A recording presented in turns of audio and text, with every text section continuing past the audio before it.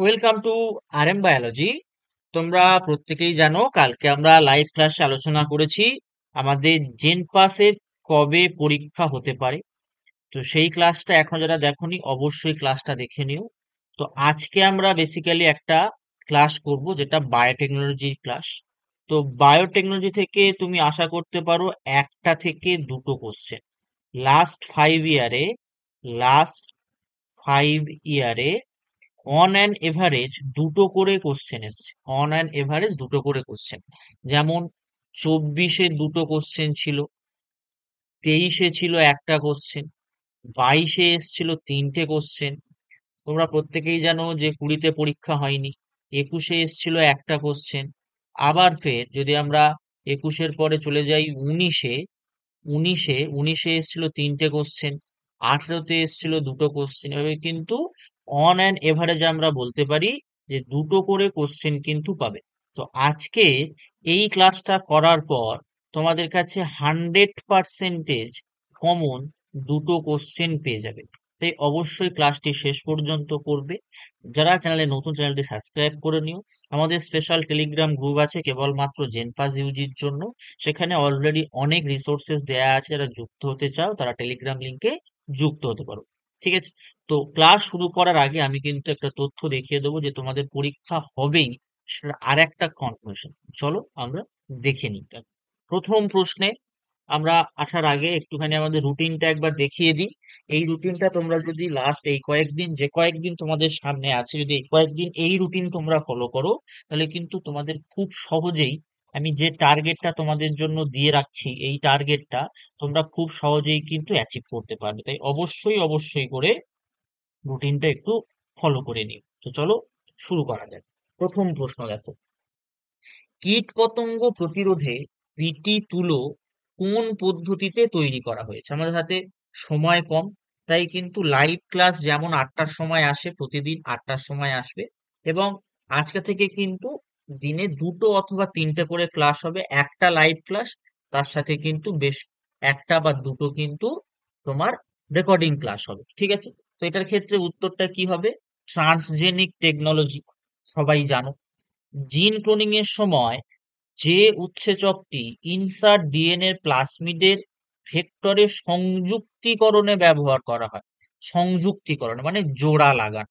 তাহলে জোড়া লাগানো মানে হচ্ছে আঠার মতো কাজ করে। তাহলে আঠার মতো কাজ করে মলিকিউলার বায়োলজি থেকে ডিএনএ লাইগেজ। মানব জিনোম সজ্জায় ব্যবহৃত সাধারণত যে ভেক্টর সেটা কিন্তু এটা, অর্থাৎ বিএসি এবং ওয়াইএসি। ডিএনএর একটি মাত্র ক্ষুদ্র খণ্ডের ক্লোন কোন ভেক্টর করতে পারে? কোন ভেক্টর করতে পারে? প্লাসমিড ভেক্টর করতে পারে। রেস্ট্রিকশন এন্ডোনিউক্লিয়াস দ্বারা উৎপন্ন ডিএনএ খণ্ডগুলি যে পদ্ধতির সাহায্যে পৃথক করা হয় তার নাম জিজ্ঞেস করেছে। কিসের সাহায্যে পৃথক করা হবে? ইলেকট্রোফোরেসিসের সাহায্যে, সাইজের ভিত্তিতে। ভারতীয় কৃষকরা নিচের কোন প্রকার বিটি শস্য উৎপাদনে সক্ষম? কোন প্রকার বিটি শস্য উৎপাদনে সক্ষম? উত্তর কি হবে? বিটি কটন বা বিটি তুলো। তারপর ট্রান্সজেনিক উদ্ভিদ ও প্রাণী তৈরির ক্ষেত্রে কাঙ্ক্ষিত জিনটিকে যে কোষের নিউক্লিয়াসে প্রবেশ করানো হয় সেটি হলো। তাহলে এই যে জিনটার কি হতে হবে? জিনটার রেপ্লিকেশন হতে হবে। তো জিনটার রেপ্লিকেশন হতে গেলে তার সংখ্যা বৃদ্ধি হতে হবে।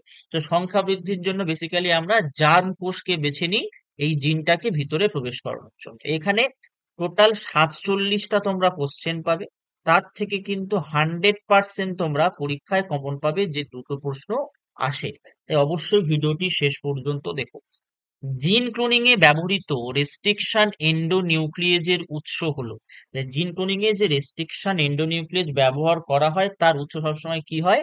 ব্যাকটেরিয়া হয়, এখানে যেগুলো আছে। পিসিআর ও রেস্ট্রিকশন ফ্র্যাগমেন্ট লেক পলিমরফিজম এই দুটি যে জন্য ব্যবহৃত হয়। তো বেসিক্যালি পলিমরফিজমটা বেসিক্যালি কিসের জন্য ব্যবহৃত হয়? ডিএনএ ফিঙ্গারপ্রিন্টিং এর জন্য। ডিএনএ ফিঙ্গারপ্রিন্টিং এর জন্য। এবারে পিসিআর এ কি করা হয়? পিসিআর এর কাজ হচ্ছে ডিএনএ অ্যামপ্লিফিকেশন, অর্থাৎ ডিএনএ এর প্রয়োজনীয় সংখ্যা উৎপন্ন করা। তাহলে ডিএনএ ফিঙ্গারপ্রিন্টিং এর সময় নির্দিষ্ট পরিমাণ ডিএনএ খণ্ডক চাই, তার জন্য আমরা পিসিআরও ব্যবহার করতে পারি। তাহলে এখানে কোথায় আছে দেখো, উত্তর কি হবে? তাহলে উত্তর কি হবে? জেনেটিক ফিঙ্গারপ্রিন্টিং, মানে অপশন বি। একটি একতন্ত্রী নিউক্লিক অ্যাসিডের সাথে যে তেজস্ক্রিয় অণু যোগ করা হয় তাকে কি বলে? তো তেজস্ক্রিয় অণু বললেই আমরা কি ভাববো? প্রোবকে ভাববো। এটা একটা হচ্ছে ইকোলাই ভেক্টরে PBR 322 চিত্র, এটা সবাই জানো এই চিত্র। যদি কোনো ফিগার বেসড কোশ্চেন আসে বায়োটেকনোলজি থেকে, এটার বাইরে আসবে না। নিচের কোনটি সঠিকভাবে চিহ্নিত? HindIII, EcoR1 সিলেক্টেবল মার্কার না। AMPR TETR অর্থাৎ এই জায়গাটা আর এই জায়গাটা, এটাকে আমরা কি জানি? অ্যান্টিবায়োটিক রেজিস্ট্যান্স জিন বলে জানি, ঠিক। ORI মানে হচ্ছে অরিজিনাল রেস্ট্রিকশন এনজাইম, না। আরওপি মানে হচ্ছে রিডিউস অসমোটিক প্রেসার, না। তাহলে উত্তর কি হলো? Option B. তারপর জেনেটিক ইঞ্জিনিয়ারিং এ অ্যান্টিবায়োটিক ব্যবহৃত হয় ভেক্টর নির্বাচনে, রেপ্লিকেশন শুরুর সিকোয়েন্স হিসাবে, কালচারকে সংক্রমণ মুক্ত রাখতে, সিলেক্টেবল মার্কার রূপে। তাহলে কিসে ব্যবহৃত হয়? সিলেক্টেবল মার্কার রূপে ব্যবহৃত হয়। নিচের একটা দেখো পিসিআর পদ্ধতি দেয়া আছে, সেই পিসিআর পদ্ধতির কোনটা সঠিক? প্রথমটা বলছে এ -50 ডিগ্রি সেন্টিগ্রেডে ডিন্যাচুরেশন হয়। এটা ডিন্যাচুরেশনই, কিন্তু টেম্পারেচারটা ভুল আছে। টেম্পারেচারটা কত হয়? 94 থেকে 98 হতে হয়, তাহলে এটা ভুল। সি তাপ সহনশীল, মানে হচ্ছে এই জায়গাটা সিটাকে বলা হচ্ছে তাপ সহনশীল ডিএনএ পলিমারেজের উপস্থিতিতে এক্সটেনশন, একদম ঠিক আছে এটা। প্রাইমার দুটি সংকরায়ন, না। এটা প্রাইমার দুটি সংকরায়ন নয়, ডিন্যাচুরেশন হচ্ছে, এটা ভুল আছে। তাহলে হচ্ছে 98 ডিগ্রি সেন্টিগ্রেড -98 ডিগ্রি সেন্টিগ্রেড তাপমাত্রায় দুটি ডিএনএ তন্ত্রী ভেঙে যাওয়া, ঠিক আছে। তাহলে এটা আমাদের কি হবে? এটাও ভুল হবে, তাহলে option beta correct, option B. নিচের কোনটি ডিএনএ এর প্যালিন্ড্রোমিক সিকোয়েন্স? তো প্যালিন্ড্রোমিক সিকোয়েন্স মানে 5 থেকে এই যে 3-এর দিকে যখন যাচ্ছি যেভাবে পড়বো, আবার এই 5 থেকে এদিকে যখন আসবো সেই একইভাবে পড়বো বা একইভাবে পড়তে পারবো, তাকে আমরা কি বলবো? প্যালিন্ড্রোমিক সিকোয়েন্স। দেখি, CCATG, CCTAA হয়ে গেছে, তাহলে হচ্ছে না। CATTAG, সি, না, এটাও হচ্ছে না। GATACC, জি, আচ্ছা এটাও হচ্ছে না, তাহলে নিশ্চয়ই এটা হবে। তাহলে হচ্ছে দেখো CTTAAG, যদি আমি 3-এর দিক থেকে পড়ে যাই, CTTAAG 5-এর দিক থেকে পড়ি, GAATTC, তাহলে এটা হচ্ছে, এটাই প্যালিন্ড্রোমিক সিকোয়েন্স, তাহলে অপশন ডি। বায়োলিস্টিক যেটাকে জিন গান বলা হয়, সেটা কোন সময় ব্যবহার করা হয়? এটা ব্যবহার করা হয় উদ্ভিদের ট্রান্সফরমেশনে। জেল ইলেকট্রোফোরেসিস, আমি কিন্তু এই ক্লাসের মধ্যে একটা কোশ্চেনে এক্সপ্লেনেশনের সময় বললাম যে জেল ইলেকট্রোফোরেসিস ডিএনএ যে সাইজ হয় খণ্ডকে, তার অনুসারে পৃথক করা হয়। যে ট্রান্সজেনিক শস্য রাতকানা রোগ নিয়ন্ত্রণে সক্ষম, বেসিক্যালি রাতকানা রোগ কে নিয়ন্ত্রণ করতে পারে? ভিটামিন এ নিয়ন্ত্রণ করতে পারে। তাহলে ভিটামিন এ থাকে কোথায়? ভিটামিন এ থাকে হচ্ছে গোল্ডেন রাইস, যেটাকে আমরা সোনালী চালও বলি। কোন অপশনে আছে? অপশন ডি তে আছে। সি উইডস বা সামুদ্রিক শৈবাল বলতে পারো, থেকে নিষ্কাশিত অ্যাগারোজ কিসে ব্যবহৃত হয়? অ্যাগারোজ জেল ইলেকট্রোফোরেসিসে ব্যবহার করা। EcoR1 একটি রেস্ট্রিকশন এন্ডোনিউক্লিয়েজ, এর সিও অংশটি কিসের জন্য? Option C, coli. Restriction enzyme যা কাটতে পারে, রেস্ট্রিকশন এনজাইম কিন্তু দ্বিতন্ত্রী ডিএনএ কে কাটতে পারে, একদম নির্দিষ্ট জায়গায় কাটতে পারে। কোন ব্যাকটেরিয়া ট্রান্সজেনিক উদ্ভিদ তৈরিতে ব্যবহার করা হয়?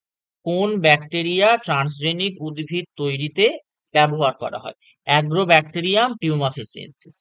আরএনএ যে ইন্টারফেরেন্স হয়, যে পদ্ধতির সাহায্যে উদ্ভিদ যার বিরুদ্ধে প্রতিরোধ গড়ে তোলে, সেটা কিন্তু নিমাটোড, অর্থাৎ অপশন বি। কোন ধরনের বায়োটেকনোলজিতে ডিএনএ ম্যানিপুলেশন করা হয়? তো ম্যানিপুলেশন মানে কি? নিজের মতো সাজিয়ে নেওয়া, ঠিক আছে। তো সাজিয়ে নেওয়া হয় কোথায়? জেনেটিক ইঞ্জিনিয়ারিং এ। নিচের কোন শব্দটি ব্যাকটেরিয়ার জেনেটিক রিকম্বিনেশনের ক্ষেত্রে উপযুক্ত নয়? কি হবে? ট্রান্সলেশন। বাকি সব কিন্তু জেনেটিক রিকম্বিনেশনের জন্য উপযুক্ত। ইকো আর এর উৎস, এটা আমাকে কমেন্ট করো দেখি। ইকো আর এর উৎস, ইকো আর এর উৎস কি হবে আমাকে কমেন্ট করো। জেনেটিক ইঞ্জিনিয়ারিং যা উৎপাদনের জন্য সব থেকে বেশি ব্যবহৃত হয় সেটা হবে হচ্ছে অপশন এ। বিটি তুলোর কয়েকটি বৈশিষ্ট্য, দীর্ঘ তন্তু হবে, দীর্ঘ তন্তু এবং অ্যাসিড থেকে রেজিস্ট্যান্স, মাঝামাঝি উৎপাদন ক্ষমতা, দীর্ঘ তন্তু, দীর্ঘ তন্তু, বিটল পেস্ট থেকে রেজিস্ট্যান্স, উচ্চ উৎপাদন ক্ষমতা, টক্সিক প্রোটিন উৎপাদন, ডিপটেরান পেস্টকে মারে, উচ্চ উৎপাদন ক্ষমতা, বলওয়ার্ম থেকে রেজিস্ট্যান্ট, অর্থাৎ অপশন ডি। বর্তমান জৈব প্রযুক্তিবিদ্যা প্রয়োগ করে কোনটি বাণিজ্যিকভাবে প্রস্তুত করা হয়? 28-এর উত্তর হয়ে যাবে কিন্তু অপশন সি, মানে মানব ইনসুলিন তৈরি করা হয়, মানব ইনসুলিন। ঠিক আছে, এটাকে আমরা হিউমিউলিনও বলি, হিউমিউলিনও বলি। ঠিক আছে, ভারতবর্ষে প্রথম জিনগতভাবে পরিবর্তিত জিএম অর্থাৎ বাণিজ্যিকভাবে ব্যবহৃত উদ্ভিদ, সেটা সবাই জানো, সবাই জানো, উত্তর হবে বিটি তুলো। প্রথম কৃত্রিম ক্লোনিং ভেক্টর, প্রথম কৃত্রিম ক্লোনিং ভেক্টর অপশন ডি। কোথায় পিসিআর সবচেয়ে বেশি ব্যবহৃত হয়? তো পিসিআর কে আমি কি ডিকোড করলাম? ডিএনএ অ্যামপ্লিফিকেশনে বেশি ব্যবহৃত হবে, তাহলে নিশ্চয়ই অপশন সি। উদ্ভিদে ক্রাউন গল ডিজিজ হওয়ার কি কারণ? TI plasmid. ডায়াবেটিক রোগী মুখ দিয়ে ইনসুলিন নিতে পারে না কি কারণে? কিনতে পারে না কি কারণে? এই সি পেপটাইড থাকার কারণে। ঠিক আছে, কোন অঙ্গাণুটি জেনেটিক ইঞ্জিনিয়ারিং এর সঙ্গে সম্পর্কিত? উত্তর কি হবে? প্লাজমিড, উত্তর প্লাজমিড। নিচের কোনটি অ্যান্টিবায়োটিক নয়? নিচের কোনটি অ্যান্টিবায়োটিক নয়? আফলাটক্সিন। তারপর দেখো প্রিভিয়াস ইয়ারের কোশ্চেন সাজিয়ে দেয়া আছে। রেস্ট্রিকশন এন্ডোনিউক্লিয়েজ হিন্ড 3 উৎস কি? Haemophilus influenzae. জিন সংকেত নির্ণয় বেশ কিছু গবেষণা হয়েছে এস্টেরেশিয়া কোলাইয়ের উপরে। সেই এস্টেরেশিয়া কোলাই কি? এস্টেরেশিয়া কোলাই একটা ব্যাকটেরিয়া। জেনেটিক ইঞ্জিনিয়ারিং এর ক্ষেত্রে সব থেকে প্রয়োজনীয় তথা ব্যবহার উপযোগী অঙ্গাণুটি কোনটা? প্লাজমিড। বহু সংখ্যক সদৃশ অপত্য উৎপাদনের কৌশলকে আমরা কি বলবো? ক্লোনিং বলবো। নিম্নলিখিত কোনটি ট্রান্সজেনিক উদ্ভিদের উদ্ভাবনে ব্যবহৃত হয়? ইলেকট্রোপোরেশনে ব্যবহৃত হয়। পিসিআর এর ব্যবহৃত ট্যাগ পলিমারেজ উৎসেচকের উৎস কি? থার্মাস অ্যাকুয়াটিকাস।